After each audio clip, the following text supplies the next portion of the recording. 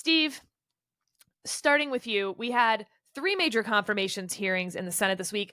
Tulsi Gabbard, nominee for Director of National Intelligence, Kash Patel, nominee for FBI Director, and RFK Jr., nominee for Health Secretary. All of them were tough in some ways, and then arguably all of them went pretty well for the nominees, which again, to me at least, is a failure of the Senate to be good at this. I agree with that. I agree with that entirely. I don't know that I would say that they all went well, more or less, for the nominees. I think we have a couple nominees who could be in trouble, in part owing to the fact that these hearings may matter, but maybe not in the way that we want it. Look, I mean, if you go back, so RFK Jr., we're recording this Friday morning because rather than Thursday morning as usual, because we wanted to be able to talk about these. RFK Jr. had 2 hearings because there are 2 sort of committees of jurisdiction, more or less, one Wednesday, one Thursday, and then Tulsi Gabbard for Director of National Intelligence on Thursday, and Kash Patel for FBI Director also on Thursday. I would say the 3, in some ways, were trying to do the same thing, even though they came at it with strikingly different approaches. They were trying to distance themselves from the positions and practices that made them famous and won them the approval of the president that they want to serve. And they ran away from these things, I think, in very, very different ways. Kash Patel was sort of characteristically combative and dishonest. And he sort of tried to recast his enthusiasm for the January 6th rioters, deny his involvement in far-right politics and conspiracy theories in order to win all of this, in order to win the approval of a handful or of a handful plus of Republicans in the Senate who are conceivably no votes on these nominations. Tulsi Gabbard, up for DNI, was I think much smoother and a much better talker than Kash Patel was, but may have gotten herself in more trouble. She was asked questions about her history as somebody who has seemed to prioritize the intelligence assessments or the views of some of America's enemies, Russia and Syria in particular, over the consensus views of the U.S. intelligence community. And she was asked to explain this and explain her defenses of, or sympathies at least, to Edward Snowden, who's responsible for the worst intelligence leak in U.S. history. And then RFK Jr., I don't know that he had a strategy. It's hard to sort of characterize his exchanges because he really was sort of all over the place. If Kash Patel, simply denied things, people would read quotes of things that he said before, and he would just say, that's out of context. And I didn't say that. That's wrong. That's false.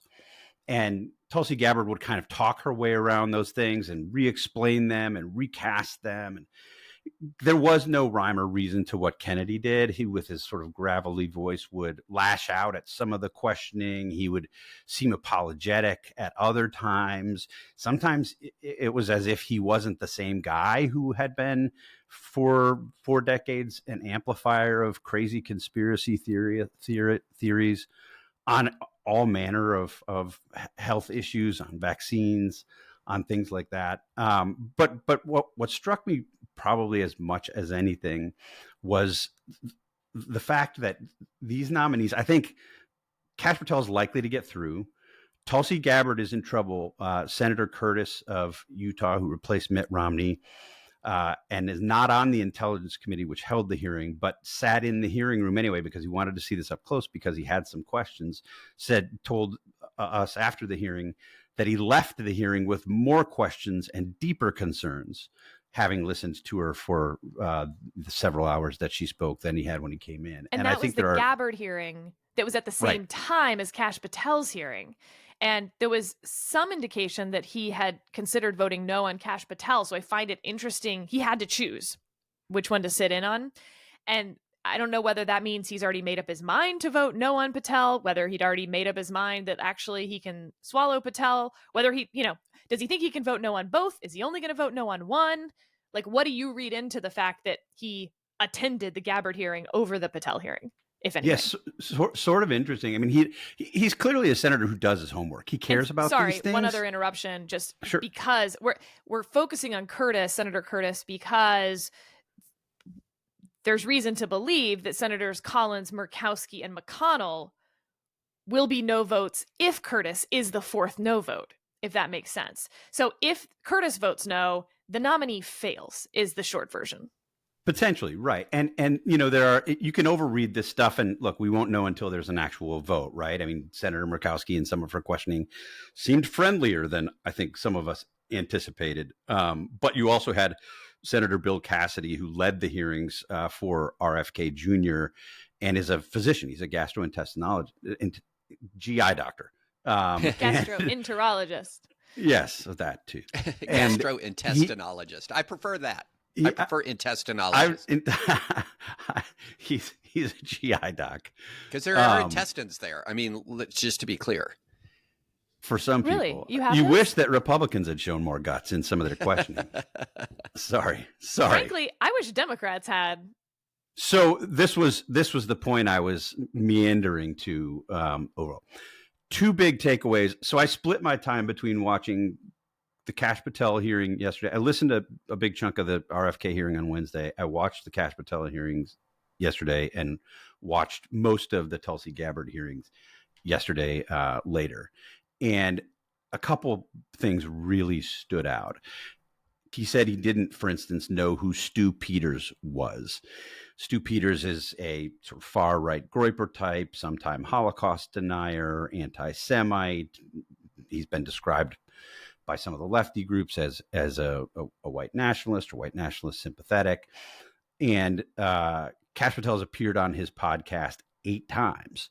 And yet when he was asked if he knew who Stu Peters was, he said no. And he said, not off the top of my head, which is a weird answer to right. like hedge, a perjury hedge, if you will.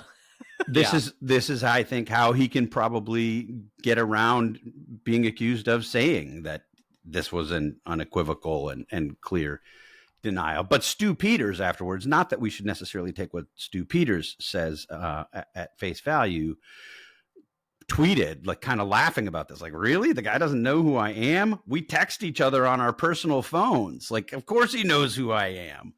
But he said several other things. Never heard of him.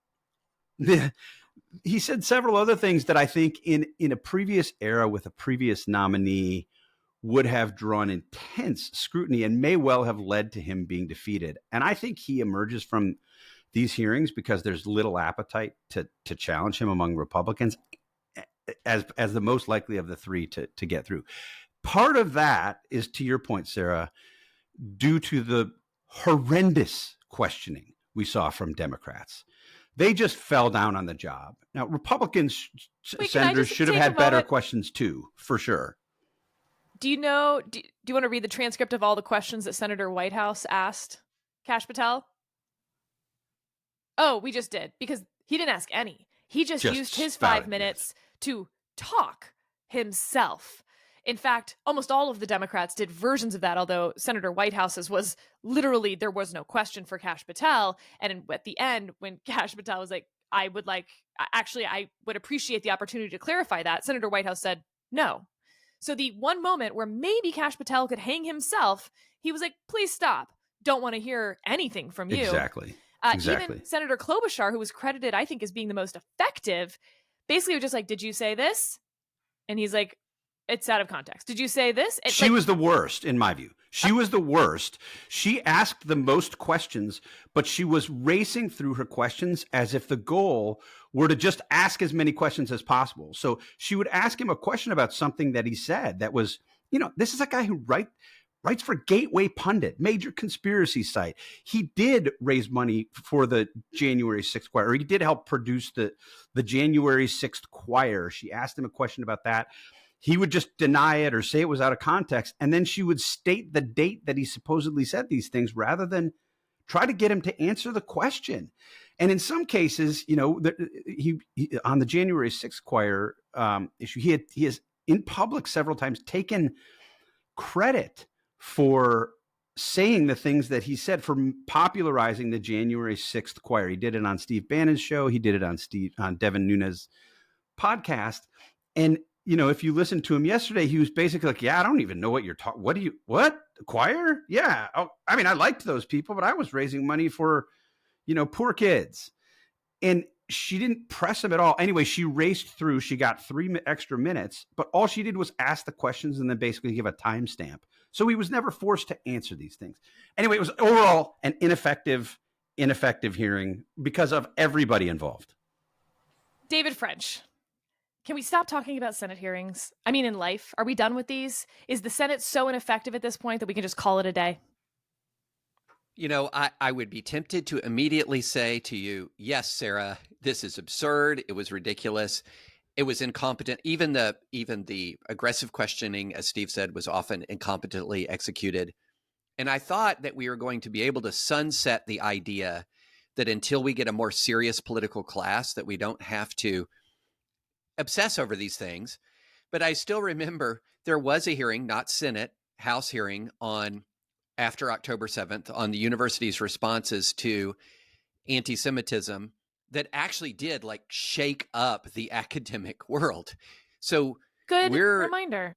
So these things can still matter, which is what makes the performance all the more disappointing. But can I just say, I have a degree of sympathy for the senators here, because you're looking at a person who, I'm sure that some of them are just gobsmacked that just quoting him isn't enough to deal with who he is.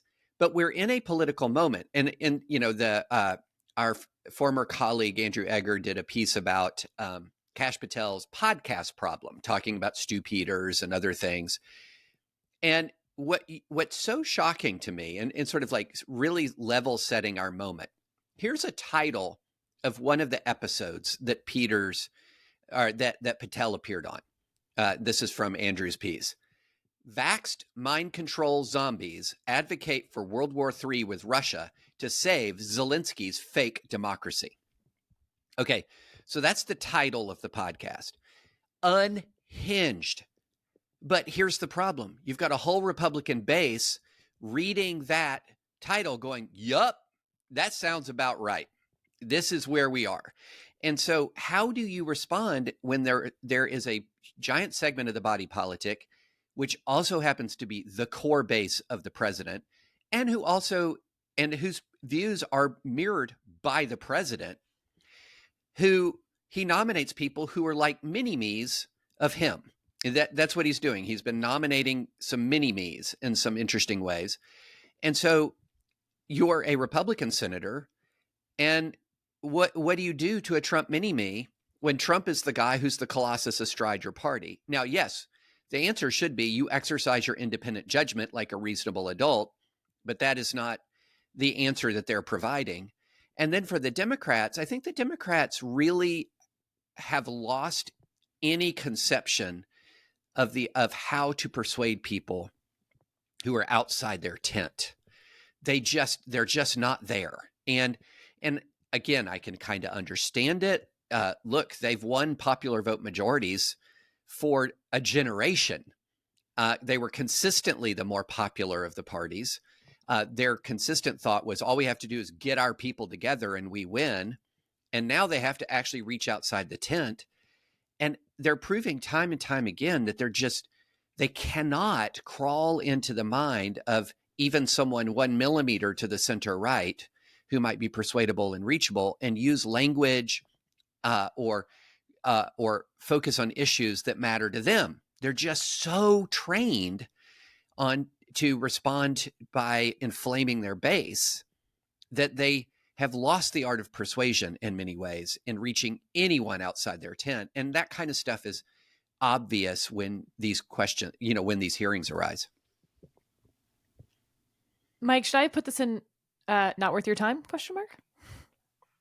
No, I actually think these hearings do matter despite the bluster and the failed missed opportunities for these senators. Because, by the way, I should say I really agree with what David just said, and it would benefit. I think it would benefit like organizations, companies, governmental bodies to have people who are outside of the kind of group mindset to just inject. I mean, this is like not a profound point, but just to inject some differing views. I think Jonah often likes to say, like, if every part of the government had like one libertarian just sitting there kind of being, urinating in the punch bowl and being like, hey, should we really think about this? Things would be better. And Democrats would be so much better off if they just had like what, they don't even have to be a rabid Republican, just somebody, Romney's old comms team. They were excellent. somebody like that. Just to kind of say, hey, I know this isn't on your radar, but among my former people or among my people, Gateway Pundit is kind of a big thing and it's a problem. And maybe we should figure out a way to artfully make this point that this person is beyond the pale. But I do think the very fact that after these hearings, we kind of don't know. I agree with you, Steve, that Kash is it's probably a done deal that he's going to get confirmed, but we don't know about RFK Jr. and Tulsi Gabbard.